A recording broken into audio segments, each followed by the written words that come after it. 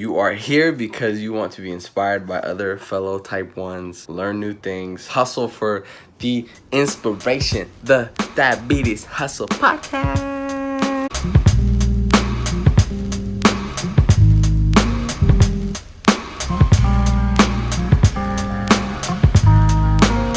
Oh, welcome. What is going on, guys? Welcome to another episode of the Diabetes Hustle Podcast. Today, this week, I get to interview the wonderful, the amazing, the super athletic Colt Scott.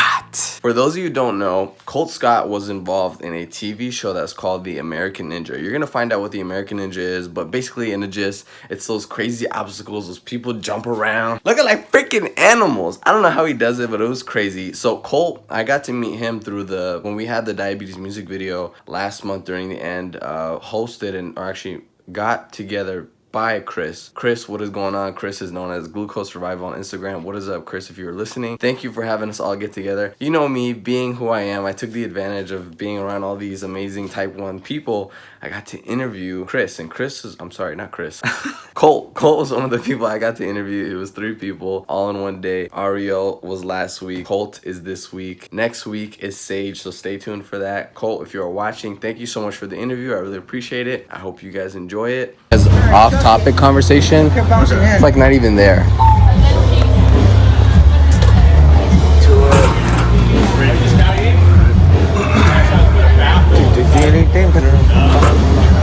My man, how you doing? Pretty good, bro. I'm really happy to be with you. It is an honor to have you on the show on the Diabetes Hustle Podcast, so welcome.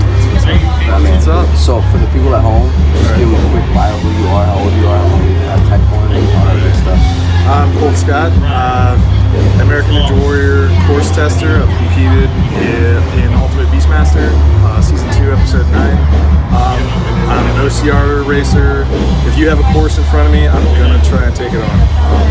That's what we do, man. Just adventure sports and stuff like that.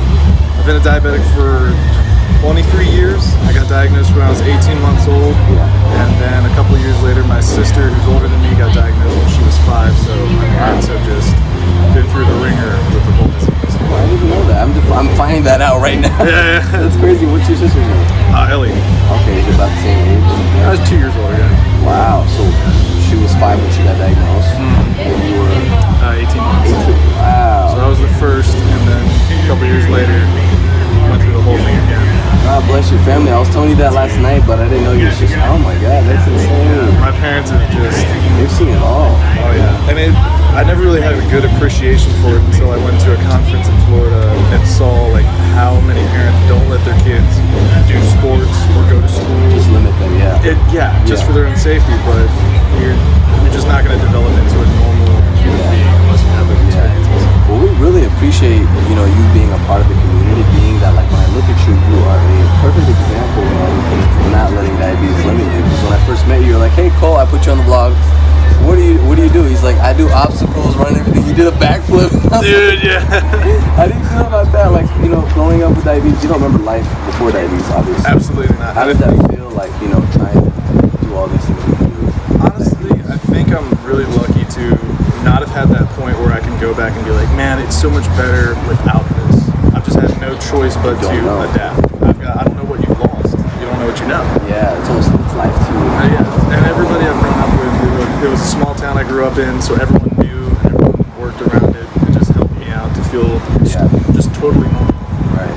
And so I think now that you have to work every day with this disease, you have to work harder than the guy next to you who doesn't have diabetes. He doesn't have to worry about what his blood sugar is at night.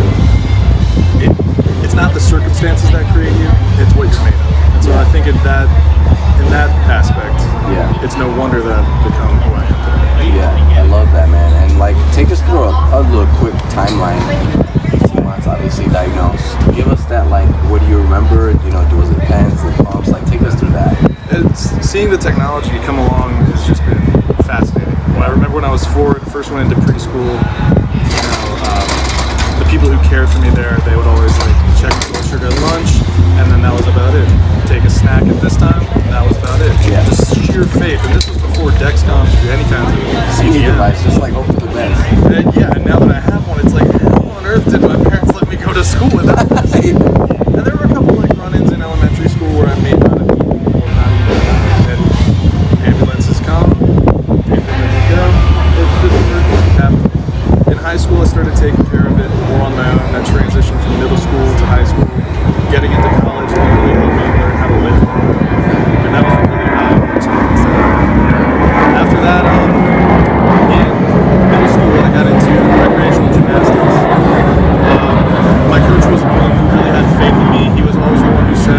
they can't, and never believe that anyone couldn't do something. And that's really what sparked the whole, I can do this, I can be extraordinary, and why not? And so from gymnastics, I just got into obstacle racing, Ninja Warrior. Beastmaster was the first show to take me on, and they played the whole diabetic aspect, and from there on, it's just been a roller coaster of experiences. Yeah.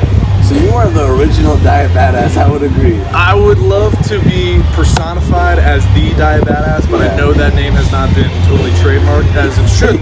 But I'm hoping if someone says the Diabadass, you automatically know, like, oh, that Colt Scott. Yeah, Colt's created a name for himself. Very much so, I hope so. I think the cool part what you're doing is, you know, the kids see you on TV or the show, and they're like, hey, that's Colt, that's the type 1 guy. And, you know, you spark up. You're not like, no, I'm the type 1 guy. You think about it and say, how do you feel about it? Oh, dude, there's no more satisfying feeling than, one, when you see a kid who's seen the show and they're like, I'm a big fan, yada, and that's great. But if you see a brother or a sister, a child who's got type 1, and you are able to be someone for them, that's worth waking up. Recently, a former teacher of mine, her son just got diagnosed with type 1, and he has just had a turnaround since I talked to him. It's not like I did anything online, but it's just being able to see that the future is out there. You're going to be okay. And I just thank God that I can be someone like that. Just never quit. Yeah, you really used this disease to take you to another level, essentially. Play the card you're dealt, man. Exactly. Play the card you're dealt. Yeah, and that's what the Diabetes Hustle podcast is all about. The quick gist, like, what do you take pride in that you're good at with diabetes?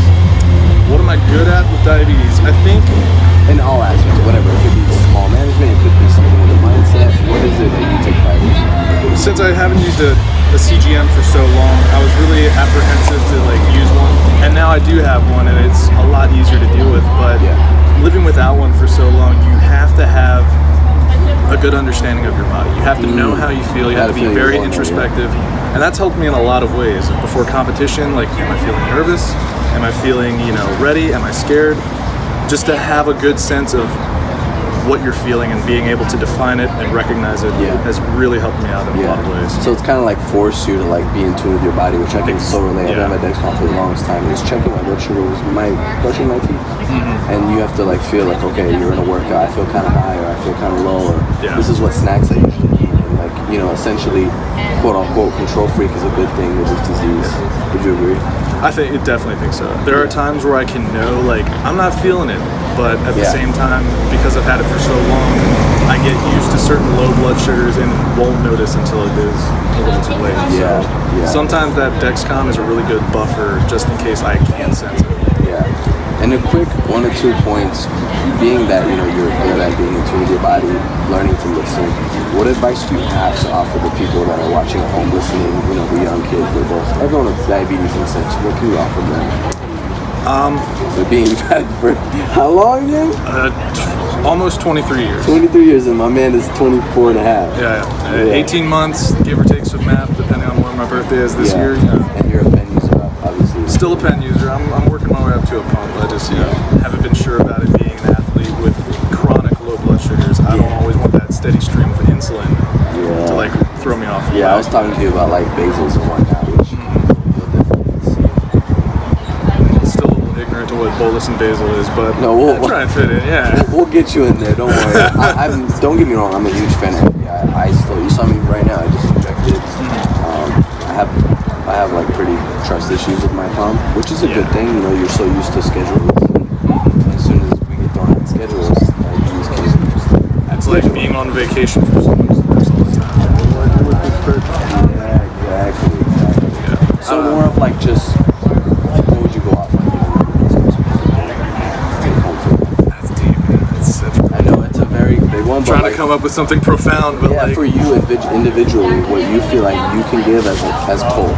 Not like in a sense, what's the best advice? Just Colt. What can Colt give a smaller Colt? The saying I love the most is the same boiling water that softens the potato hardens the egg. It's not your circumstances that define you, but what you're made of. And I think that a lot of people who go into diabetes, they're at a disadvantage because they're diagnosed at a time where they can remember, I remember not having this, I remember not having to do that, why can't I just go back? You need to embrace the change. Embrace the change. It's a part of human growth, and it's not going to be quick. Don't expect to do it overnight, but with time, you can overcome anything. Yeah. And there's no beating the disease. It's just managing it. Yeah, slowly managing. Exactly. I just don't want anyone to think that there's something they can't do because of it. I love that, man. That's amazing. What this is like, you don't have to answer this in a sense of like being super. I'm gonna ask you what's your current obsession. It doesn't have to be anything big. It could be like my favorite toothbrush, or I like my orange. current obsession. What is it right now?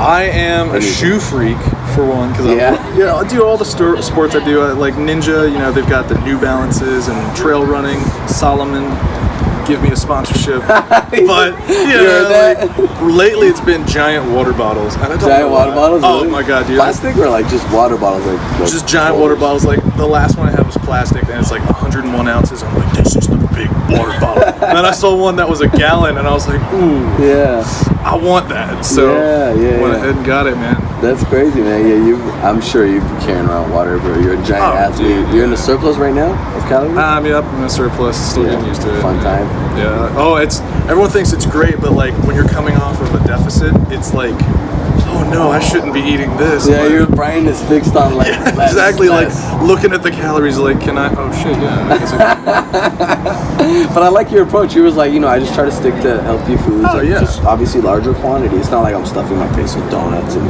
candy. Obviously those are high in calories, but you still want to feel good at the end of the day. For any athlete, not just a diabetic, the two things you can do to really change your game: one, avoid sugar. If you're gonna eat something, just be natural. You want something sweet, eat a fruit. Eat real foods. Avoid sugar. Yeah. Second, liquid calories. Do away with them, and you're gonna notice a huge change. Oh yeah, people that are like I work with my part-time job. They'll drink like Monster or whatever. I'm like, why don't we just go zero? It's the same taste, and you're saving yourself 140 calories. That who knows? You just don't need it. Yeah, you don't need it. There's this theory I have. I want to close off with this, so I won't hold you up all day. There's this theory I have that when you start getting into athletics with diabetes, weight training, you start learning about deficits, macros, body fat, whatever, all that good stuff. I feel like what it does is it forces us to look outside just blood sugar and insulin. It makes us go, let's learn about the human body. What do you think about the theory that has improved, being in tune with your body and diabetes management? I totally agree. I think for a long time when I was going into a caloric deficit and a surplus, I was treating it just as an athlete and not necessarily as a diabetic. Yeah. But once I started adding the data I got from my CGM, it changed everything. I lost weight quicker, my blood sugars were better, it was no more guessing, it just really helped wrap the whole thing around. And I think as a whole, it was the healthiest I've ever been. Because I was able to watch my macros, watch my calories, saw how it affected my blood sugar, and find out what tweaks I needed to do to make sure they all jive together. Yeah, because the beauty in that is like, when I learned things about the human body, I wasn't like, it basically connected the pieces for me in diabetes. I wouldn't be like, why is this happening? Well, adrenaline wears off and then we become more sensitive because we're depleting glycogen, like all that funny stuff that's like, okay, now I need to decrease my basal. If I never learned about the human body, I would have, my doctor's not going to sit there and teach me about glycogen and why. For anybody who's listening and doesn't know all the different glycogen, caloric deficit, and all this, it's way over the top. Yeah. But if you can understand it, because diabetes revolves around everything. Like if we have a high A1C, very uncontrolled, everything else is going to fall apart. Yeah. And that's why it's good to look outside the scope and not just say, oh, I'm just trying to manage my blood sugar. No, we still want to be healthy. There's other aspects, cholesterol, and all that stuff I don't know. I'm not trying to sound like I know it all, but that's something that it's a huge theory of mine that I feel like a lot of people agree on. I totally agree 100%. It's even interesting how you can see like high fiber foods versus low fiber foods and high volume to low volume foods affected too. Like it really, you're right. It all connects. Yeah. So we are in LA. Yes. We are shooting a music video for diabetes awareness. I didn't think I was gonna be meeting you, and I didn't even know who you were. Same dude. Nice to meet you. Yeah, nice to meet you. It's really exciting. I mean, what are you looking for in terms of the music video? Are you just kind of like, obviously you're going along with everything, but like, what is it that you're looking for, excited about? I mean, first of all, a trip to LA is, who's not going to take that? Yeah, and you live in where again? Virginia. Okay, Backwoods, Virginia, on the border of West Virginia. Okay. Middle of nowhere. But I travel a lot, but coming to LA is always a fun time, and Yeah. I think that is one great aspect. But more importantly, more to the point, is just empowerment.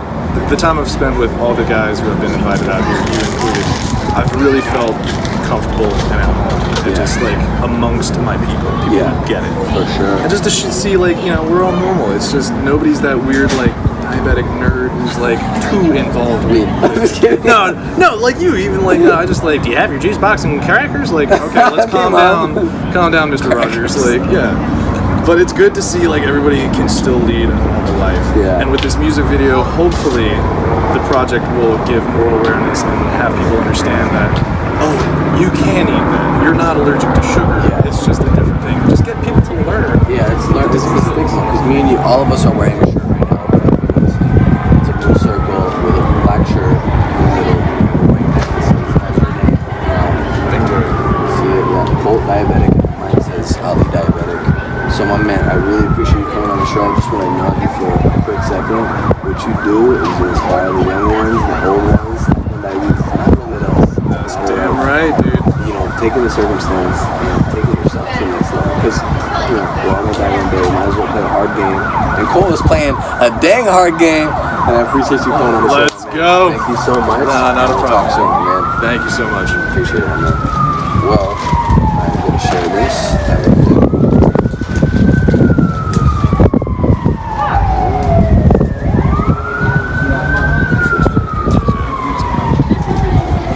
Thanks, man. I really appreciate it.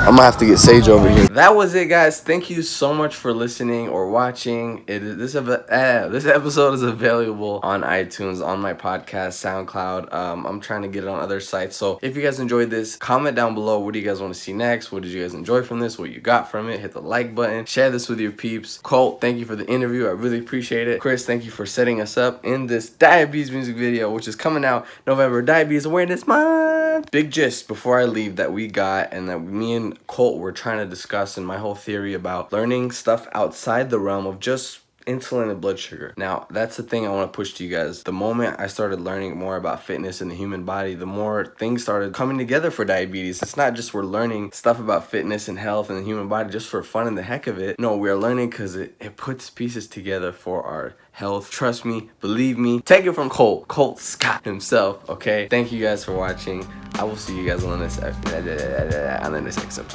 I'm hypo, I can't talk. On the next episode, see ya.